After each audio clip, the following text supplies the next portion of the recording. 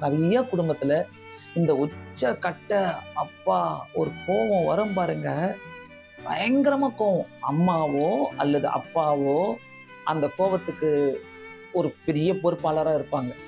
அந்த கோவம் பிள்ளைகள் மேல போகும். அதே கோவத்த நீங்க அவங்க வாழ்க்கையில நீங்க பார்க்கலாம். அந்த கோவம், அந்த எரிச்சலின் ஆவி சில சில குடும்பத்துல நான் பார்த்துக்கிறேன். அந்த எரிச்சலின் ஆவி இருந்துகிட்டே இருக்கும்.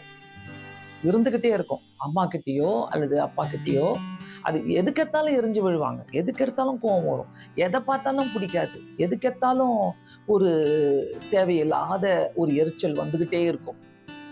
கண்டிப்பா இதெல்லாம் ஒரு பரம்பரை சாபங்களா நான் பார்க்குறேன். இத நம்ப எப்படி விடுதலை ஆக முடியும்? விடுதலை ஆக முடியுமா? இதுக்கு மருந்து இருக்கிறதா? இதுக்குன்னு சொல்லி ஸ்பெசிஃபிக்கா மருந்தோ, மாத்திரையோ எதுவும் கிடையாது.